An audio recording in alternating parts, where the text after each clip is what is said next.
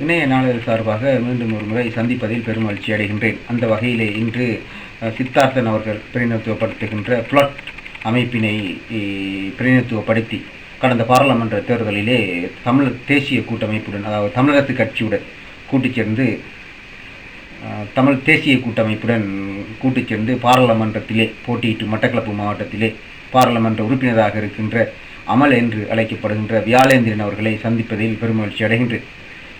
வியாழேந்திரன் அவர்களை சொல்லப்போனால் இவர் ஒரு அடிப்படையாக இவர் ஒரு ஆசிரியர், அதாவது உயர்தர வகுப்புகளுக்கு தமிழ் பாடம் கற்பிக்கின்ற பிரபல்யமான ஒரு ஆசிரியர்.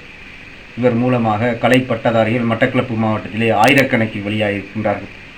அந்த வகையில் வியாழேந்திரன் அவர்களை சொல்லப்போனால் இளம் சமுதாயத்தினரின் பெரும் செல்வாக்கினை பெற்று பாராளுமன்றம் சென்ற ஒரு பாராளுமன்ற உறுப்பினராகத்தான் இவரை பார்க்க முடியும். கடந்த பாராளுமன்ற தேர்தலிலே வியாழேந்திரன் அவர்கள் தமிழ் தேசிய கூட்டமைப்புடன் கூட்டுச் சேர்ந்து பாராளுமன்றத்துக்கு சென்றிருந்தாலும் முஸ்லீம்களுடைய பிரச்சனை சம்பந்தமாக ஒரு நிதான போக்கினை கடைபிடிக்கின்ற ஒரு பாராளுமன்ற உறுப்பினராக வியாழேந்திரன் அவர்கள் காணப்படுகின்றார். 30 வருட யுத்த காலத்திலே முஸ்லீம்களுக்கு இழைக்கப்பட்ட அநீதிகள், முஸ்லீம்கள் எதிர்கொண்ட பிரச்சினைகள், காணி சம்பந்தமான பல பிரச்சினைகள், ஒரு நிதான போக்கிலே அவர்களுக்குரிய உரிமைகளை கொடுக்க வேண்டும் என்ற ஒரு நிதான போக்கினை கடைப்பிடிக்கக்கூடிய தமிழ் சமூகத்தினைச் சேர்ந்த ஒரு பாராளுமன்ற உறுப்பினராக மட்டக்களப்பு மாவட்டத்திலே வியாழேந்திரன் காணப்படுகின்றார். இது முஸ்லீம் சமூகத்தினால் பெரிதும் வரவேற்கப்படுகின்ற ஒரு விடயமாக காணப்பட்டாலும் தமிழ் சமூகத்தின் மத்தியிலும் இளைஞர்கள் மத்தியில் வியாழேந்திரன் அவர்களுக்கு பாரிய செல்வாக்கு காணப்படுகின்றது. எந்த கட்சியிலே வியாழேந்திரன் அவர்கள் போட்டியிட்டாலும் அவர் வெற்றி வாகை சூடி பாராளுமன்றத்துக்கு செல்லக்கூடிய வாய்ப்பே மட்டக்களப்பு மாவட்டத்தில் காணப்படுகின்றது. இதற்கு முக்கிய காரணம் இவருடைய சிறந்த போக்கும், இவருடைய நிதான போக்கினை கடைபிடித்து எல்லா சமூகங்களும் இந்த நாட்டிலே சுய உரிமையுடன் வாழ வேண்டும் என்ற ஒரு கடைப்பிடிப்பினை, ஒரு போக்கினை கொண்டிருக்கின்ற ஒரு இளம் பாராளுமன்ற உறுப்பினர் என்ற வகையிலே தான் இவருக்கு இந்த வகையான செல்வாக்கு இளைஞர்கள் மத்தியில் காணப்படுகின்ற என்பது ஒரு முக்கியமான விடயமாக காணப்படுகின்றது. அந்த வகையிலே இன்று வியாழேந்திரன் அவர்களை சந்தித்து வடகிழக்கு இணைய போகின்ற வடகிழக்கில் எவ்வாறான திட்டங்களை தமிழ் தேசிய கூட்டமைப்பு வெளிப்படுத்த இருக்கின்றது, இது சம்பந்தமான அவருடைய நிலைப்பாடு என்ன, நல்லாட்சி ஆரம்பிக்கப்பட்டு 2 வருடங்களுக்கும் பிற்பாடு தமிழ் தேசிய கூட்டமைப்பின் இரா சம்பந்தன் அவர்கள் எந்த நிலைப்பாட்டில் இருக்கின்றார், அவர் சிறுபான்மை சமூகத்துக்குரிய உரிமைகளை பெற்றுக் கொடுத்து விட்டாரா, இதற்கு பிறகு உங்களுடைய கட்சியான நீங்கள் பிரதிநிதித்துவப்படுத்துகிற தமிழ் தேசிய கூட்டமைப்பானது எவ்வாறான நடவடிக்கையை மேற்கொள்ளப் போகின்றது, இது சம்பந்தமான அவருடைய கருத்து என்ன என்பது சம்பந்தமான பல கேள்விகளை இணைய நாளிதழ்கள் சார்பாகவும் நாமணி பத்திரிகை சார்பாகவும் வியாழேந்திரன் அவர்களும் தொடுக்கின்றனர். கௌரவ பாராளுமன்ற உறுப்பினர் வியாழேந்திரன் அவர்களே, உங்களை இணைய நாளிதழ் சார்பாகவும் நவமணி பத்திரிகை சார்பாகவும் இந்த நேர்காணலை எடுப்பதில் பெருமகிழ்ச்சி அடைகின்றேன். அந்த வகையிலே வணக்கம் கௌரவ பாராளுமன்ற உறுப்பினர். பொதுவாக அதாவது இலங்கையில் நல்லாட்சி ஒன்று ஏற்படுத்தப்பட்டு, முக்கியமாக இந்த நல்லாட்சி ஏற்படுத்தப்பட்டதற்கான முக்கிய காரணம் அதாவது யுத்தத்துக்கு பிற்பாடு தமிழர்களுக்கான சிறுபான்மை இனத்துக்கான உரிமைகள் சரியான முறையில் பெற்றுக் கொடுக்கப்பட வேண்டும், சுய நிர்ணய உரிமையுடன் இந்த மக்கள் இந்த நாட்டிலே நிம்மதியாக வாழ வேண்டும் என்பதற்காகத்தான் இந்த மஹிந்த ராஜபக்ச அரசாங்கத்துக்கு எதிராக எல்லா வகையான சிறுபான்மை கட்சிகளும், அதிலும் முக்கியமாக தமிழ் மக்களை பிரதிநிதித்துவப்படுத்துகின்ற தமிழரசு கட்சி, ஸ்ரீலங்கா முஸ்லீம் காங்கிரஸ், அதே போன்று ஏனைய சிறுபான்மை கட்சிகள் பேரினவாதத்துக்கு எதிராக மஹிந்த ராஜபக்ச அரசாங்கத்தை வீட்டுக்கு அனுப்பி இந்த நல்லாட்சி ஏற்படுத்தி இருக்கின்றது. இந்த நிலையிலே அதாவது மஹிந்த ராஜபக்ச அரசாங்கத்து காலத்திலே இணைந்த வடகிழக்கினை நீதிமன்ற தீர்ப்பின் அடிப்படையில் பிரிக்கப்பட்டு மீண்டும் இந்த நல்லாட்சியில் இந்த வடகிழக்கானது இணைக்கப்பட வேண்டும் என்ற ஒரு பாரிய கோஷம் சிறுபான்மை சமூகத்தின் மத்தியிலும் வடகிழக்கில் வாழ்கின்ற சமூகத்தின் மத்தியிலும் பரவலாக பேசப்பட்டு வருகின்ற இந்த நிலையிலே மட்டக்களப்பு மாவட்டத்தை பிரதிநிதித்துவப்படுத்துகின்ற, முக்கியமாக தமிழ் மக்களை பிரதிநிதித்துவப்படுத்துகின்ற ஒரு இளம் பாராளுமன்ற உறுப்பினர் என்ற வகையிலே நீங்கள் எந்த கோணத்தில் பார்க்கின்றீர்கள்? என்னை பொறுத்தளவிற்கு வடக்கு கிழக்கு இணைப்பு என்பது ஏற்கனவே இருந்த ஒரு விஷயம். நான் நினைக்கின்றேன் 2002 நினைக்கின்றேன் அந்த நீதிமன்ற தீர்ப்பு மூலம் பிரிக்கப்பட்டதாக கூறப்பட்டிருக்கிறது. ஆனால் வடக்கு கிழக்கு இணைப்பு என்பது உண்மையிலே அது தேவையான ஒன்றாகத்தான் என்னுடைய பார்வையிலே இருக்கின்றது. இந்த வடகிழக்கு இணைப்பை பொறுத்தளவிற்கு இன்று வடகிழக்கு இணைப்பை பற்றி நாங்கள் ஒரு கான்ஸ்டிடியூஷன் சேஞ்ச், ஒரு அரசியல் தீர்வு திட்டம் இப்பொழுது போய்கொண்டிருக்கும் இந்த சூழலிலே இந்த வடகிழக்கு இணைப்பு வேண்டாம் என்று சொல்லிக்கொண்டு இப்போ அதிகமாக குறிப்பாக இப்போ முஸ்லீம் எங்களுடைய அடுத்த சகோதரமான முஸ்லீம் மக்களை பிரதிநிதித்துவப்படுத்துகின்ற அரசியல் தலைமைத்துவங்கள் சிலர் வடகிழக்கு இணைப்பு தேவையில்லை என்ற கருத்துக்களை முன்வைக்கின்றார்கள். ஆனால் நான் நினைக்கின்றேன் இது இவ்வாறு ஒரு பயம், அதாவது வடகிழக்கு இணைக்கப்பட்டால் முஸ்லிம்களுடைய நிலை அதுக்குள்ளே கேள்விக்குள்ளாகும், முஸ்லிம்கள் தங்களுடைய உரிமைகளை இழக்க வேண்டி வரும் என்றெல்லாம் நாங்கள் அப்படி பயம் கொள்ள வேண்டிய ஒரு அவசியம் இல்லை. காரணம் என்னென்றால் முஸ்லிம்களை பொறுத்தளவுக்கு ஒரு மொழி பேசுகின்ற இரு இனங்களாகத்தான் தமிழ் முஸ்லிம் மக்கள் இருக்கின்றார். ஆகவே இவர்கள் வடக்கு கிழக்கிலே நீண்ட காலமாக தமிழ் மக்களோடு இணைந்து வாழ்ந்த ஒரு சமூகம், அவர்களுடைய சகோதரமாக நாங்கள் பார்க்கணும். இன்று கிழக்கு மாகாணத்தை நீங்கள் எடுத்து பாருங்கள். கிழக்கு மாகாணத்திலே இன்று கிழக்கு மாகாண முதலமைச்சராக இருப்பவர் ஒரு முஸ்லிம் சமூகத்தைச் சேர்ந்தவர்.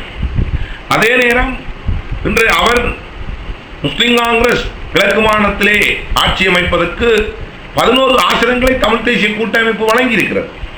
11 ஆசனங்களை வைத்துக் கொண்டுதான் இன்று முதலமைச்சராக இன்று ஹாபிஸ் நசீர் அவர்கள் இருக்கிறார்கள்.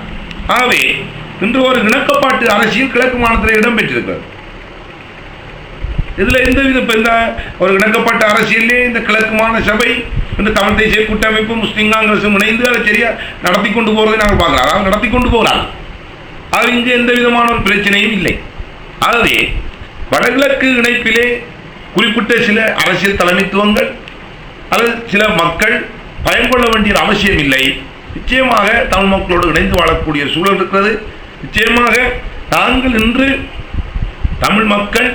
தமிழ் மக்களுக்கு தலைமையாக அரசியல் தலைமைத்துவங்கள் உங்களுக்கு ஒன்று நான் சொல்ல வேண்டும். இந்த நாட்டிலே தமிழரசு கட்சி தந்தை செல்வாவால் உருவாக்கப்பட்டதற்கு அடிப்படை நோக்காக அமைந்தது முதலாவது நோக்காக அமைந்தது வடகிழக்கு தமிழ் மக்களுக்கு இல்லை, மலையக தமிழ் மக்களுக்கா. மலையக தமிழ் மக்களுடைய பிரஜா உரிமை பறிக்கப்பட்ட போது அந்த மக்களுடைய பிரஜா உரிமைக்காக குரல் கொடுத்து அதிலிருந்து உருவாக்கப்பட்ட அதான் அடித்தள காரணமாக இருந்தது. அடித்தள காரணங்களில் முக்கியமான காரணம். ஆகவே இந்த நாட்டிலே நீங்கள் ஒன்று விளங்கிக் கொள்ள வேண்டும். முஸ்லிம் மக்கள் வடகிழக்கில் மாத்திரமில்லை, இலங்கையில் எந்த பாகங்கள் பாதிக்கப்பட்டாலும் அன்று முதல் இன்று வரை எங்களுடைய தமிழ் தலைமைகளாகி நாங்கள் குரல் கொடுத்துக் கொண்டிருக்கின்றோம், அவர்களுக்காக போராடி கொண்டிருக்கின்றோம்.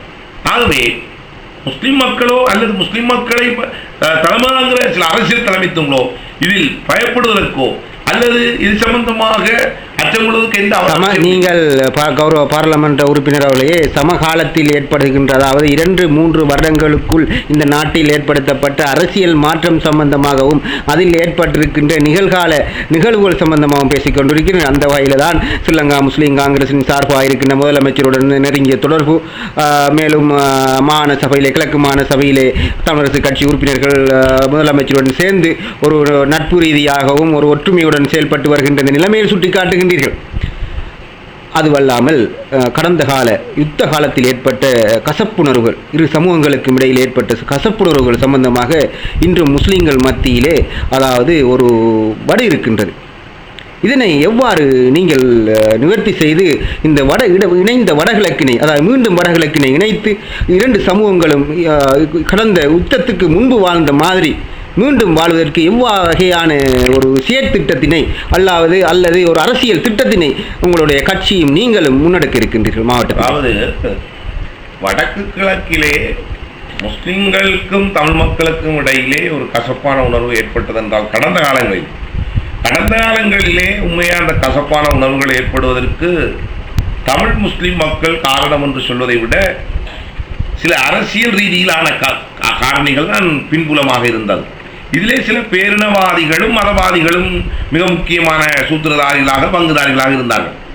இன்று கூட இந்த நாட்டிலே ஒரு இனவாதத்தை மதவாதத்தை தூண்டி இனங்களுக்கு இடையிலே ஒரு முருகலை ஏற்படுத்தி குழப்பத்தை உண்டு பண்ணுகின்ற செயற்பாடுகளை இப்பொழுது நீங்கள் பார்த்திருப்பீர்கள், சிலர் செய்து கொண்டிருக்கிறார்கள். ஆகவே இந்த நல்லாட்சியில் இவ்வாறான செயற்பாடு இப்பொழுது ஆங்காங்கே தலையெடுக்கிறது. இதற்கு நாங்கள் இடம் கொடுக்க முடியாது. முன்னே ஜனாதிபதி மஹிந்த ராஜபக்சர்கள் அதுக்கு இடம் கொடுத்தபடினால் தான் அவர் வீட்டுக்கு அனுப்பப்பட்டார். இந்த நல்லாட்சியும் அதுக்கு இடம் கொடுக்க முடியாது. அதற்கு நாங்கள் எக்காரணமும் நாங்கள் அடிபணிய வேண்டிய அவசியம் இல்லை. அதே இன்னொரு விஷயத்தை நான் சொல்லிக்கொள்ள விரும்புகிறேன். வடக்கு கிழக்கிலே அது குறிப்பாக இப்போ கிழக்கு மாகாணத்திலே தமிழ் மக்கள் யுத்த காலத்துக்கு முன்பு முஸ்லீம் மக்களாக இருக்கலாம் அல்லது சிங்கள மக்களாக இருக்கலாம்.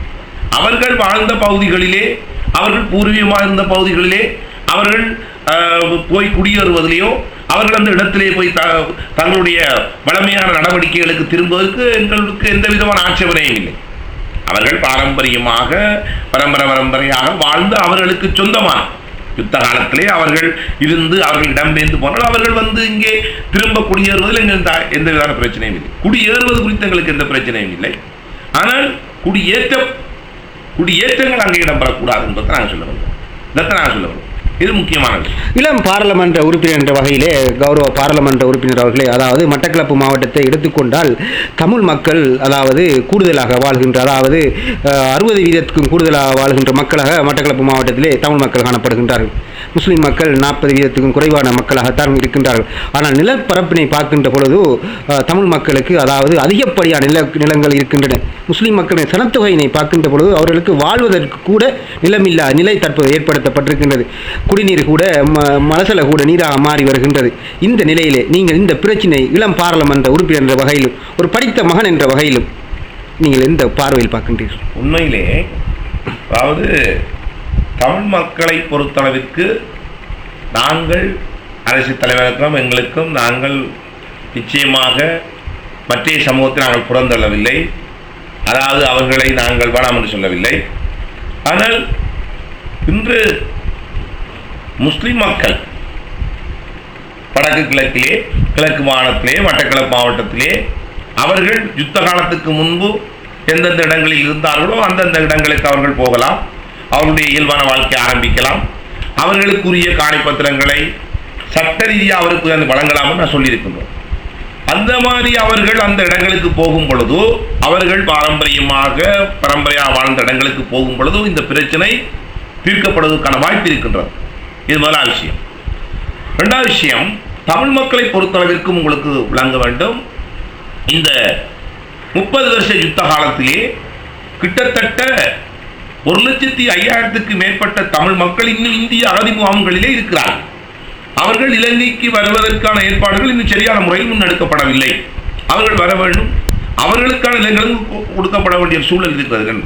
இரண்டாவது இன்னொரு விடயத்திற்கு 10 லட்சத்துக்கு மேற்பட்டவர்கள் இந்தியா தவிர ஏனைய நாடுகளிலே இருக்கிறார்கள். இதற்கு அப்பால் நான் சொல்ல வருகிறேன், முஸ்லிம் மக்கள் நிச்சயமாக நியாயமாக நீதியாக அவர்களுக்குரிய வயல் நிலங்களாக இருக்கலாம், குடியேற்ற நிலங்கள் யுத்த காலத்திலே அவர்கள் இடம்பெயர்ந்திருக்கிறார்கள் சில இடங்களில். அவை சரியாக வழங்கப்படும் பொழுது நிச்சயமாக அந்த அவர்களுடைய நிலப்பிரச்சனை தீர்க்கப்படுவதற்கு வாய்ப்பு இருக்கின்றது. இப்பொழுது நாங்கள் எங்களுடைய பிரதேச அபிவிருத்தி குழு கூட்டங்களிலே நாங்கள் பிரதேச செயலாளர் சொல்லுகிறோம், அந்த மக்களுக்குரிய காணிகள் சட்ட ரீதியான ஆவணங்கள் சரியாக இருக்கும் பொழுது அவற்றை நீங்கள் கொடுங்கள். அதற்கான வேலைகள் இப்பொழுது நடந்து கொண்டிருக்கின்றது. நாங்கள் எங்களுடைய சகோதரமான முஸ்லிம் மக்களுக்கு எந்த விதத்திலும் நாங்கள் துரோகம் செய்ய விரும்பவில்லை, அதில் எந்த நடக்கெடுக்க விரும்பவில்லை. அவர்கள் நான் திரும்பவும் சொல்லுகிறேன், பாரம்பரியாக வாழ்கிற இடங்களில் அவர்கள் அமைதியான இயல்பான வாழ்க்கையை வாழ்வதற்கு எங்களுக்கு எந்த விதமான ஆட்சேபமும் இல்லை. படித்தவரும் இளம் பாராளுமன்ற உறுப்பினருமான அமல் அவர்களே, அதாவது செல்லமாக அழைக்கப்படுகின்ற அமல் அவர்களே, நீங்கள் அதாவது இந்த பிரச்சனையை எவ்வாறு பார்க்கின்றீர்கள்? அதாவது முஸ்லீம்கள் செறிந்து வாழ்கின்றார்கள், தமிழ் மக்கள் அதாவது பறந்துபட்டு வாழ்கின்றார்கள். மட்டக்களப்பு மாவட்டத்திலே முஸ்லீம்கள் ஒரு எல்லைக்குள் ஒடுக்கப்பட்டிருக்கிறார். காத்தாங்குடி, ஏறாவூர், ஓட்டமாவடி, வாழைச்சேனை என்று அவர்களுடைய நிலப்பரப்பு ஒரு வட்டத்துக்குள் இருக்கின்றது. இந்த நிலையிலே அவருடைய அதாவது யுத்தத்தினால் அவர்கள் இழந்த காணிகள் சட்ட ரீதியாக பெற்றுக் கொடுக்கலாம் என்பது ஒரு புறம் இருக்க, அவர்களுக்கு வாழ்வதற்குரிய அதாவது எதிர்காலத்தில் அவருடைய இனங்கள் வாழ்வதற்குரிய அவருடைய நிலப்பரப்புகள் குறைந்து காணப்படுகின்றது. இந்த அரச காணிகள் பல அரச காணிகள் இருக்கின்றது. பேரினவாத சக்திகள் அதாவது பெரும்பான்மை சமூகம் அரச காணிகளை சிங்கள சமூகத்துக்கு பரிந்தளிக்கின்ற இந்த நிலையிலே நீங்கள் வடகிழக்கில் ஒற்றுமையாக வாழுகின்ற தமிழ் சமூகம், முஸ்லிம் சமூகத்துக்கு தேவையான நிலப்பரப்புகள் குறைவாக இருக்கின்றபடியினால் நீங்கள் அரச காணிகளை கொடுப்பது சம்பந்தமாக ஏதாவது உங்களுடைய அரசியல் கட்சி அல்லது நீங்கள் பாராளுமன்ற உறுப்பினர் என்ற வகையில் தனிப்பட்ட முறையில் ஏதாவது நிபந்தனைகள் அல்லது ஏதாவது முயற்சிகள் எடுக்கின்றீர்களா? அரச காணிகளை பொறுத்தளவிற்கு நீங்கள் ஒன்று விளங்கிக் கொள்ள வேண்டும். இன்று மட்டக்களப்பு மாவட்டத்திலே அரச காணிகளை பொறுத்தளவிற்கு 14 பிரதேசங்கள் இருக்கின்றது. அதிலே 4 பிரதேசங்கள் முஸ்லிம் மக்கள் சரிந்து வாழ்கிற பகுதிகளுக்குள்ளே அடங்குகிறது. 10 பிரதேசங்கள் தமிழ் மக்கள் சரிந்து வாழ்கிற பகுதிகள் அடங்குகின்றது. ஆனால் தமிழ் மக்கள் சரிந்து வாழுகிற பிரதேசங்களாக இருக்கலாம் அல்லது முஸ்லிம் மக்கள் சரிந்து வாழ்கிற பிரதேசங்களாக இருக்கலாம். அந்த பகுதிகளுக்கு உட்பட்ட நிலப்பரப்பில் இருக்கிற அரச காணிகளை பொறுத்தளவிற்கு அதாவது தாங்கள் தங்களுடைய வாழ்வாதார நடவடிக்கைகளை செய்வதற்கான காணிகளை கேட்கும் பொழுது அங்கே தமிழ் முஸ்லிம் என்ற எந்த ஒரு பாகுபாடும் இல்லாமல் அதை சரியான முறையில் அங்கே காணிக்கை நடத்தப்பட்டு அவர்களுக்கு தேவையான வாழ்வாதார காணிகள் வழங்கப்படுகிறது. அதில் எந்த விதமான ஒரு பிரச்சனையும் இங்கு இருப்பதாக நான் தெரியவில்லை. ஆகவே அது ஒரு பெரிய பிரச்சனையாக தெரியவில்லை என்றால், அதாவது இங்கே தமிழ் முஸ்லிம்கள் என்று இல்லாமல் நாங்கள் என்று சொன்னால் இந்த வடக்கு கிழக்கிலே, குறிப்பாக கிழக்கு மாகாணத்திலே பூர்வீகமாக வாழுகின்ற இந்த மக்கள், இந்த மாகாணத்துக்குரிய, இந்த மாவட்டத்துக்குரிய இந்த மக்களுக்குரிய காணிகள், அரச காணிகள் அவருடைய வாழ்வாதார தேவைக்காக கேட்கப்படும் பொழுது அது சரியான முறையில், சட்ட ரீதியான முறையில் சரியாக இருந்தால் வழங்கப்படுகிறது. அதில் எந்த மாற்றமும் இல்லை. கௌரவ பாராளுமன்ற உறுப்பினர் அவர்களே, அதாவது முக்கியமாக அதாவது இணைந்த வடகிழக்கு பிரிக்கப்பட்டு மீண்டும் இந்த வடகிழக்கு இணைக்கப்பட வேண்டும் என்று கோஷம் எழுப்பப்பட்டு ஒரு அரசியல் ரீதியாக இது ஒரு பாரிய பிரச்சனையாக வடகிழக்கிலே பேசப்படுவது மட்டுமல்லாமல் தேசியத்தில் கூட இது ஒரு பெரியவாத சக்திகளுக்கு ஒரு தீனி போடும் விஷயமாக தற்பொழுது மாறி வருகின்றது. ஒரு அரசியல் மாற்றத்தினை கூட இது எதிர்காலத்தில் ஏற்படுத்தலாம் என்று ஊகிக்கப்படுகின்ற இந்த நிலையிலே இணைந்த வடகிழக்கிலே அதாவது முஸ்லிம்களுடைய சுய நிர்ணய உரிமை என்ற பதத்தினை நீங்கள் எவ்வாறு பார்க்கின்றீர்கள்? அது சம்பந்தமாக ஒரு இளம் பாராளுமன்ற உறுப்பினர் என்ற வகையிலே நீங்கள் எந்த கோணத்தில் பார்க்கின்றீர்கள்? உண்மையிலே நீங்கள் ஒன்று விளங்கிக் கொள்ள வேண்டும் என்னவென்றால், இன்று தமிழ் மக்கள் இந்த நாட்டிலே கிட்டத்தட்ட நான் சுதந்திரம் பெற்ற காலத்தில் இருந்து அவர்கள் இந்த தமிழ் மக்கள் தங்களுடைய சமூகத்துக்கு, இனத்துக்கு தேவையான உரிமைகளை நியாயமாக கேட்டு அவர்கள் போராடி கொண்டிருக்கிறார்கள். அவ்வாறு ஒரு பெரும்பான்மை சமூகத்திடம் பாதிக்கப்பட்ட சமூகம், தொடர்ந்து பாதிக்கப்பட்டு கொண்டிருக்கின்ற சமூகம் என்ற அடிப்படையிலே போராடி கொண்டிருக்கின்ற எங்களுடைய சமூகம், எங்களோடு இருக்கின்ற இன்னொரு சிறுபான்மை சமூகத்துக்குரிய நியாயபூர்வமான நீதியான உரிமைகளை நாங்கள் விட்டுக் கொடுக்க மாட்டோம். எப்படி சொல்ல முடியும்? நாங்கள் விட்டுக் கொடுப்போம். ஏன்னா நாங்கள் பாதிக்கப்பட்டவர்களுக்கு அந்த வழி தெரியும். நாங்கள் நிச்சயமாக அவர்களை புறந்தள்ள போவதில்லை. நிச்சயமாக இணைந்த வடகிழக்கிலே முஸ்லிம்களுக்குரிய அவர்களுக்கு நியாயமான நீதியான தேவையான அனைத்து விட்டுக் கொடுக்கப்படும். ஏனென்றால் நாங்கள் இன்று பெரும்பான்மை சமூகத்திடம் கேட்டு போராடிவிட்டு நாங்கள் எங்களுக்கு அடுத்ததாக இருக்கின்ற ஒரு சிறுபான்மை சமூகத்தை ஒடுக்குவது என்பது அநியாயமான செயல்பாடு. தமிழர்களின் உரிமைக்காக விடுதலை போராட்டம் ஆரம்பிக்கப்பட்ட பொழுது விடுதலை புலிகளுடன் சேர்ந்து முஸ்லிம்களும் போராடினார்கள். அந்த காலகட்டத்தில் முஸ்லிம்களுக்கு விடுதலை புலிகளால் பல அச்சுறுத்தல்களும் பல இன்னல்களும் ஏற்பட்டிருக்கின்றன. அதை மிக முக்கியமாக சொல்லப்போனால் வடமாகாண முஸ்லிம்கள் 40,000 முஸ்லிம்கள் இரவாக விரட்டி அடிக்கப்பட்டார்கள். இந்த வடுக்கள் தான் இன்னும் ஆறாத வடுக்களாக முஸ்லிம் சமூகத்தின் மத்தியில் இருந்து கொண்டிருக்கின்றன. இது சம்பந்தமாக அன்பன் பாலசிங்கம் அவர்கள், அமரர் அன்பன் பாலசிங்கம், பிரபாகரன் அமரர் அவர்கள் கூட இது சம்பந்தமாக நாங்கள் வருந்துகிறோம் என்று உலக நாடுகளுக்கு அந்த செய்தியினை சொல்லியிருக்கின்றார். இது சம்பந்தமாக தற்போது நீங்கள் எந்த நிலையில் இருக்கின்ற பாராளுமன்ற காலத்திலேயே பல்வேறு பிரச்சனை நடந்தது. நாங்கள் அதை பற்றி இந்த இடத்திலே விலாவாரியாக பேசி அதற்கான காரணங்களை ஆராய்ந்து விட்டு, இஸ்லாம் மார்க்கம் சொல்கிறது மன்னிப்போம், பகை மறப்போம். நாங்கள் இன்று மட்டக்களப்பு மாவட்டத்திலே அல்லது வடக்கா இருக்கலாம், கிழக்கா இருக்கலாம், நாங்கள் இப்பொழுது ஒரு இணக்கப்பாட்டுடன் இந்த சிறுபான்மை சமூகங்கள் பயணிக்க வேண்டிய ஒரு கட்டாய நிலை இருக்கின்றது. இந்த சிறுபான்மை சமூகங்கள் ஒற்றுமையாக பயணிக்க வேண்டும். அதுதான் என்னுடைய நோக்கம். போராட்ட காலத்திலேயே பல்வேறுபட்ட விஷயங்கள் நடந்திருக்கிறது. அதை நான் இப்பொழுது சரியென்றோ பிழையென்றோ நியாயப்படுத்த வாதிட வரவில்லை. இப்போதே இனிமேல் உங்களுடைய அதாவது இஸ்லாம் மார்க்கத்தினுடைய போதையின்படியே சொல்லுகிறேன், மன்னிப்போம், பகை மறப்போம் என்ற அடிப்படையிலே நாங்கள் இப்பொழுது மிகவும் கவனமாகவும் ராஜேந்திரமாகவும் செயற்பட வேண்டும். இந்த தமிழ் முஸ்லீம் உறவு என்பது இது தொடர்ந்து நீடிக்க வேண்டும் என்பதை நான் விரும்புகிறேன். இன்னும் நாங்கள் இந்த நாட்டிலே ஒரு பழைய பகை உறவுகளை பழைய பகைகளை வைத்துக் கொண்டு அவ்வாறு நாங்கள் தொடர்ந்து பயணிக்கக்கூடாது. அதை நாங்கள் அடுத்த சந்ததிக்கும் கையளிக்கக்கூடாது என்பது என்னுடைய சொந்த அபிப்பிராயமாக. கௌரவ பாராளுமன்ற உறுப்பினர் அவர்களே, அதாவது அண்மையில் ஜனாதிபதி அவர்கள் தெரிவித்திருந்தார், கிழக்கு மாகாணத்திலே அதாவது கிழக்கு மாகாணத்தில் இருக்கின்ற நிலங்களை தொல்பொருள் ஆராய்ச்சி நிலங்களாக அதாவது பிரகடனப்படுத்தி அதுக்கு சிவில் பாதுகாப்பும் கொடுக்கப்பட போவதாக அறிவித்திருந்தார். இதன் உண்மையான விளக்கம் என்ன பாராளுமன்ற உறுப்பினர் அவர்களே? தொல்பொருள் என்று அதாவது தனியாருக்குரிய காணிகள் கூட இன்று தொல்பொருள் என்ற அடிப்படையிலே வேலை செய்வதற்கான ஏற்பாடுகள் முன்னெடுக்கப்படுகிறது. குறிப்பாக உங்களுக்கு தெரியும், அண்மித்த காலத்திலே இந்த பதுளை வீதியிலே பங்குடாவளி என்ற பகுதியிலே ஒரு தனியாருக்குரிய காணியில் பௌத்த விகாரை அமைப்பதற்காக மட்டக்களப்பு மங்களராய அம்பட்டி சுமணத்திர அவர்கள் நுழைந்த சம்பவங்கள், அது தொடர்பான விஷயங்களுக்கு தெரியும். அங்கே நீதிமன்ற தீர்ப்பு சரியாக இருக்கின்றது, அவர்களை அர்த்தம் கொள்ள முடியாது, தனியார் காணி. ஆகவே நாங்கள் என்ன சொன்னால், அதாவது தொல்பொருள் சம்பந்தமாக நீண்ட காலமாக பாரம்பரிய இடங்களை நீங்கள் அடையாளப்படுத்துவது என்பது சரி. ஆனால் மக்களுடைய வாழ்விடங்கள் தனியார் காணிகள் சில இடங்களை நீங்கள் ஒன்று யோசிக்க வேண்டும். ஒரு காலகட்டத்திலேயே குறிப்பாக ஒரு 6-7 வருஷத்துக்கு முன்பு பல இடங்களிலே இந்த பகுதிகளிலே வடக்கு கிழக்கிலே இராணுவ முகாம்கள் இருந்தது. அவர்கள் இருந்த இடங்களிலே அவர்கள் புத்த சிலைகளை அமைத்து அவர்கள் வழிபாடுகளை நடத்தினார்கள். அது அவர்கள் முகாம்கள் இடங்களிலே ஒரு தற்காலிகமாக ஏற்படுத்தப்பட்ட விஷயம். இன்று மக்கள் அந்த முகாம்கள் எழும்பும் பொழுது அவர்கள் இயல்பாக அந்த இடங்களிலே குடியேற்றப்படுகிறார்கள். ஆனால் அன்று அந்த நிலங்களை ஒரு விகாரின் அமைக்கோன் அடிப்படையில் உள்ளே நுழைவதோ அல்லது தொல்பொருள் அடிப்படையில் உள்நுழைவதோ நாங்கள் ஏற்றுக்கொள்ள முடியாது. அவ்வாறு இடங்களை நாங்கள் அனுமதிக்க முடியாது, ஏற்றுக்கொள்ள முடியாது.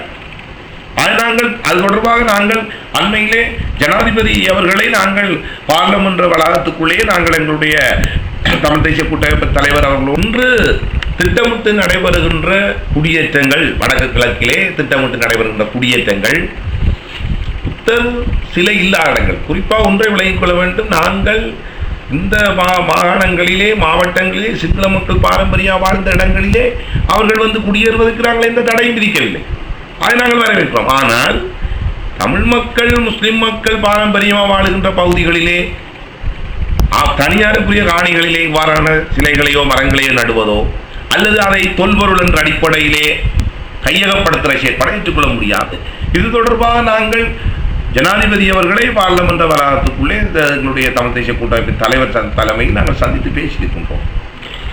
கௌரவ பாராளுமன்ற உறுப்பினர் வியாழேந்திரன் அவர்களே, அதாவது பொதுவாக இந்த வடகிழக்கு இணைக்கப்பட வேண்டும் என்று கூறுகின்ற நீங்கள், அதாவது ஒரு பேச்சு இருக்கின்றது, அதாவது வட மாகாணத்துடன் கிழக்கு மாகாண தமிழர்கள் ஒருபோதும் இணைப்பதற்கு விரும்ப மாட்டார்கள். அதிலும் முக்கியமாக மட்டக்களப்பு மாவட்டத்து தமிழர்கள் வடமாகாண தமிழர்களுடன் யாழ்ப்பாண தமிழர்களுடன் இணைந்து வாழ்வதற்கு விரும்ப மாட்டார்கள் என்ற ஒரு பேச்சு இருக்கின்றது பரவலாக தமிழர்கள் மத்தியிலே. நீங்கள் மட்டக்களப்பு மாவட்டத்தை பிரதிநிதித்துவப்படுத்துகின்ற ஒரு படித்த பாராளுமன்ற உறுப்பினர் என்ற வகையிலே நீங்கள் இந்த வடகிழக்கு இணைப்பிற்கு மானசீக ரீதியாக ஆதரவளிக்கின்றீர்களா அல்லது உங்களுடைய அரசியல் கட்சி சார்ந்த விடயமாக இருக்கின்றதா? ஒரு விடயத்தை விளங்க வேண்டும். நாங்கள் ஒரு படித்த சமூகத்துக்கு வந்தவர்கள். எங்களுக்குள் இன ரீதியான, மத ரீதியான, சாதி ரீதியான, வர்க்க ரீதியான எந்த விதமான வேறுபாடுகளும் எங்களுக்கு மானசீக ரீதியாக இல்லை. அடுத்து நான் மானசீக ரீதியாக சொல்லுகிறேன், இணைந்து வாழ்கிற ஒரு விடயத்தை நான் விரும்புகிறேன்.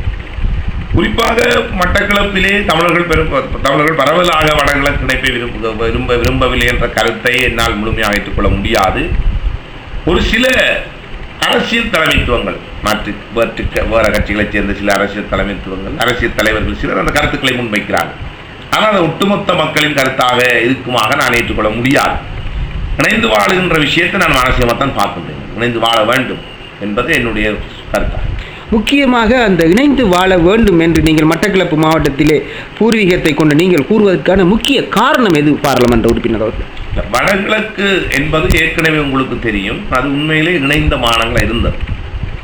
அது உண்மையிலே தமிழ் பேசும் தமிழ் மக்களுடைய ஒரு தாயக தேசமாக இருந்தது.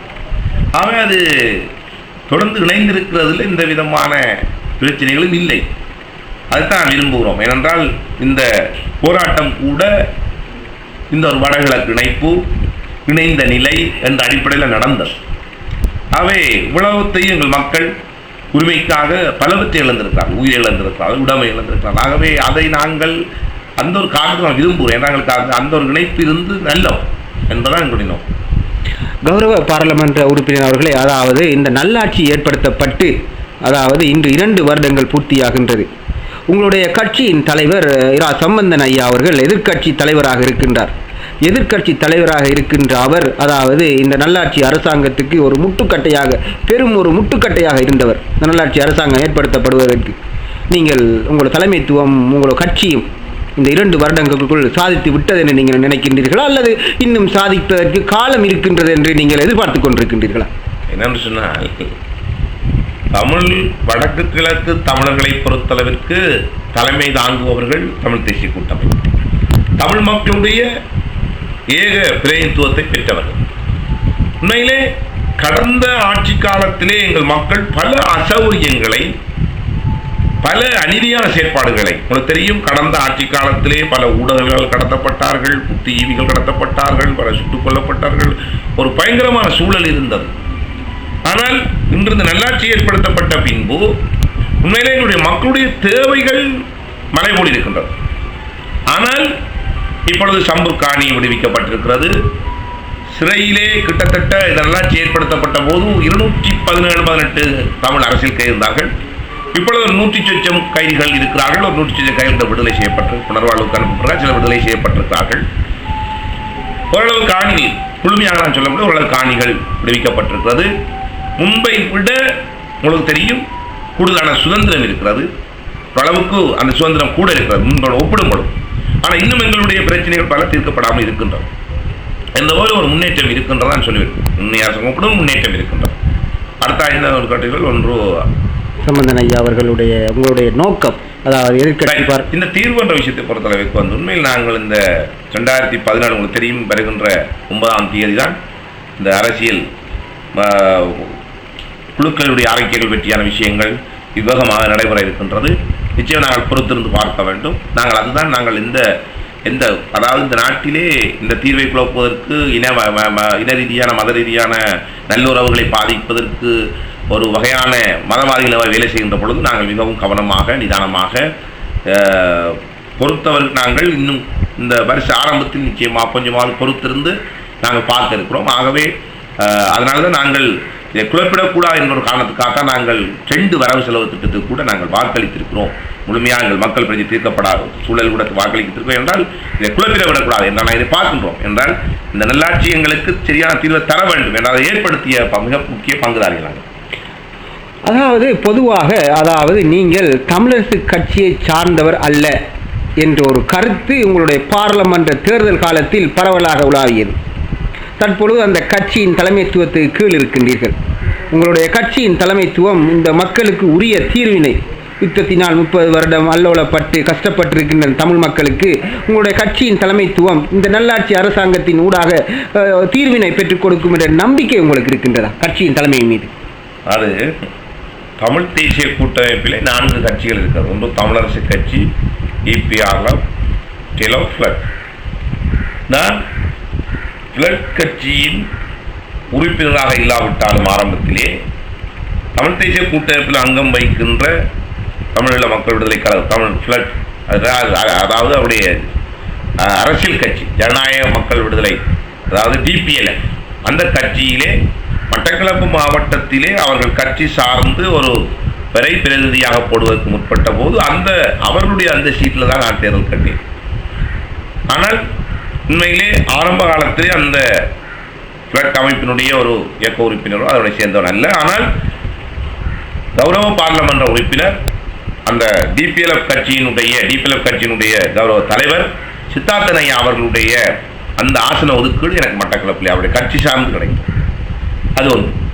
இன்று நாங்கள் எங்களுடைய அந்த கட்சி சார்ந்து அந்த கட்சி தலைவருக்கு நான் விசுவாசமாக இருக்கின்ற காரணம், நிச்சயமாக நாங்கள் அந்த கட்சியினுடைய ஆரம்பகால உறுப்பினராக இல்லாத போதிலும் மட்டக்களப்பு மாவட்டத்திலே ஒரு படித்த இளைஞரை, ஒரு படித்த சமூகத்தைச் சேர்ந்தவரை, பிரபலியமான ஒருவரை நிச்சயமாக போட வேண்டும் என்ற அந்த உயரிய நோக்கோடு அவர் அந்த வாய்ப்பை எனக்கு வழங்கியிருந்தார். அதுக்கு நான் உண்மையிலே கௌரவ பாராளுமன்ற உறுப்பினர் சித்தார்த்தன் ஐயா அவர்களுக்கு நன்றி கூற வேண்டும்.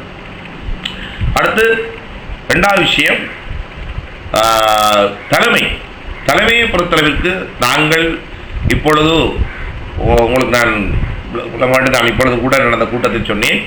அதாவது இன்னும் நாங்கள் அதிக அளவு காலம் தாழ்த்த முடியாது, இன்னும் அதிக அளவு காலத்தை நாங்கள் இழுத்தறுத்தி கொண்டு செல்ல முடியாது. நாங்கள் மக்களுடைய பிரச்சனைகளுக்கு பல பிரச்சனைகள் இருக்குது, அதை நாங்கள் தெரியும் எங்களுக்கு.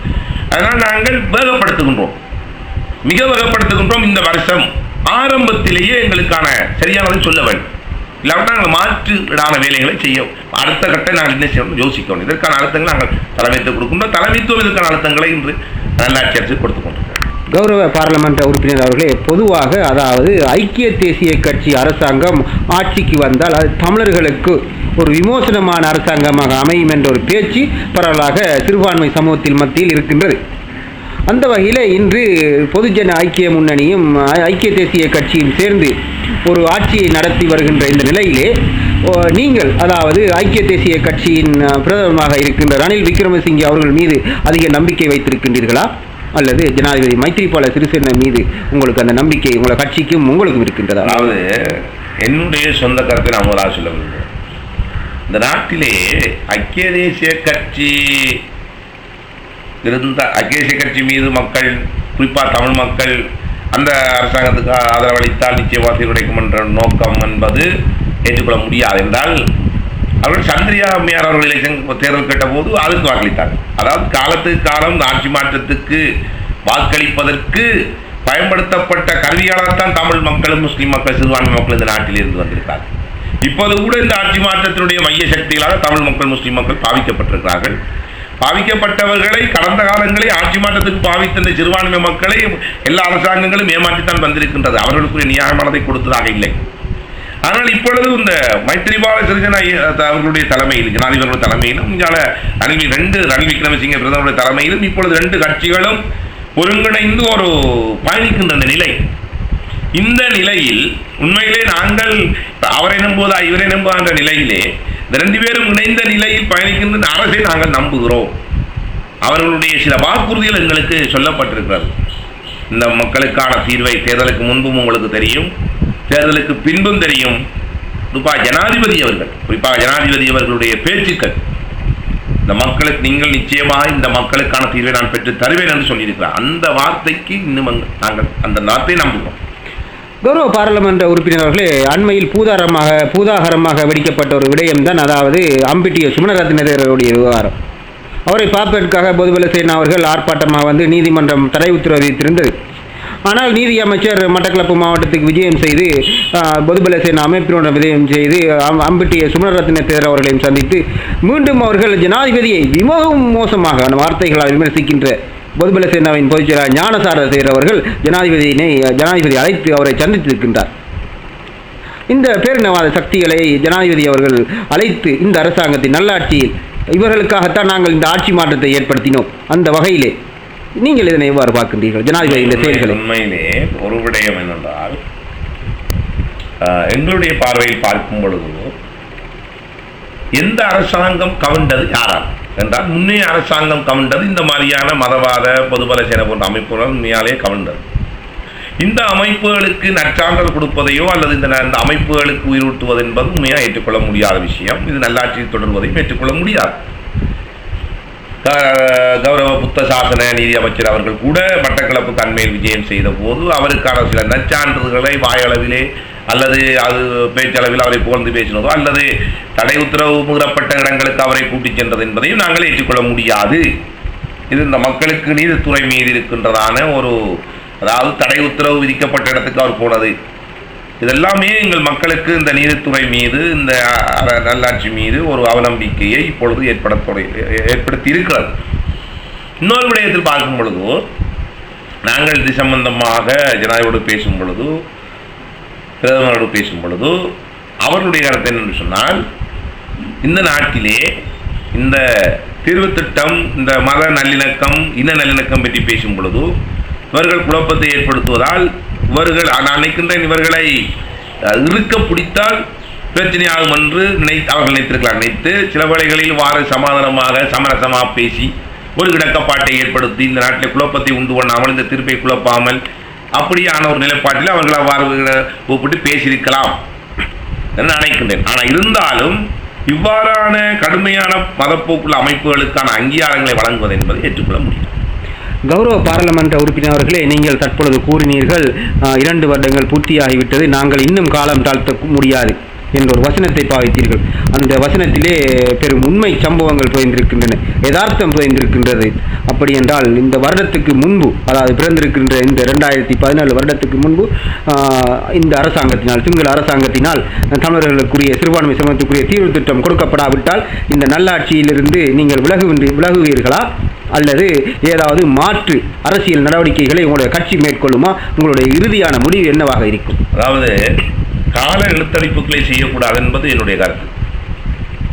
அது உண்மையிலே கால இழுத்தடிப்புகளை செய்து போனால் இந்த நல்லாட்சி அரசியல் இருந்து நிச்சயமாக விலகுவதுதான் சாத்தியப்படாது. ஏனென்றால் கால இழுத்தடிப்புகளை செய்து கொண்டு போகின்ற அரசாங்கத்திலே நாங்கள் அந்த அரசாங்கத்துக்கு தொடர்ச்சியாக எங்களுடைய ஆதரவுகளை வழங்கிக் கொண்டிருக்க முடியாது. ஆகவே அதை நாங்கள் இப்பொழுது வேகப்படுத்தியிருக்கிறோம். இந்த ஆரம்பத்தில் முடிக்க வேண்டும் என்றதான். அப்படி என்றால் நீங்கள் அந்த ஆட்சிக்கு, அதாவது நீங்கள் கொடுத்துறீங்க முட்டுக்கட்டை எடுத்தால் அடுத்த கட்டம் நீங்கள் மஹிந்த ராஜபக்ச அவர்களை ஆதரிக்க இருக்கின்றீர்கள்? இல்லை, அவ்வாறு இல்லை. நாங்கள் அதாவது நிச்சயமாக நாங்கள் நல்லாட்சிக்கு கொடுத்த ஆதரவை எடுத்தால் அவர்கள் ஆதரிக்க அவசியம் இல்லை, அது ஆதரிக்க போவதும் இல்லை. அது கட்சியினுடைய நிலைப்பாடாகவும் இருக்காது. கடைசியாக கௌரவ பாராளுமன்ற உறுப்பினர் அவர்களே, இந்த இணைந்த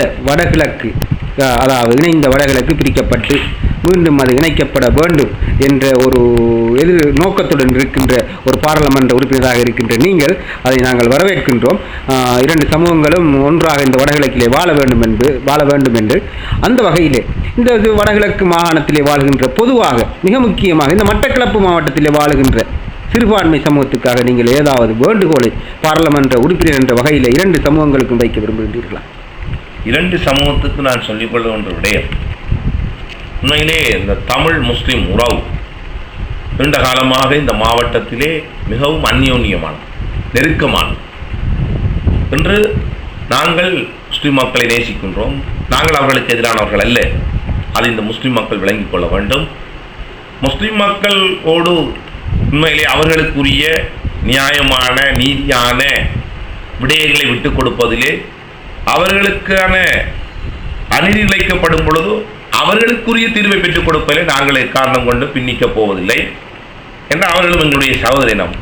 ஆகவே இந்த இன ரீதியான முருகலை விடுத்து இந்த இனங்கள் ஒரு பரஸ்பர புரிந்துணர்வு வாழ வேண்டும் என்பதை கூறிக்கொள்ள விரும்புகிறேன். ஒருவர் பாதிக்காத வகையில், ஒருவரை நேசிக்கின்ற வகையில், ஒருவரை பாதிக்காத வகையில், ஒருவரை நேசிக்கின்ற வகையில் அவர்கள் இணைந்து வாழ வேண்டும் என்பதை நான் விரும்புகிறேன். நன்றி கௌரவ பாராளுமன்ற உறுப்பினர் வியாழேந்திரன் அவர்களே. உங்களுடைய நேரம் போதாமையாக இருந்தாலும் எங்களுக்காக இந்த நேரத்தினை ஒதுக்கி இந்த நேர்காணலுக்கு ஒத்துழைப்பு தந்தமைக்காக இணைய நாளிதழ்கள் சார்பாகவும் நவமணி பத்திரிகை சார்பாகவும் உங்களுக்கு எனது நன்றியினை கூறிக்கொள்கிறேன். நன்றி கௌரவ பாராளுமன்ற. நன்றி, நன்றி, வணக்கம்.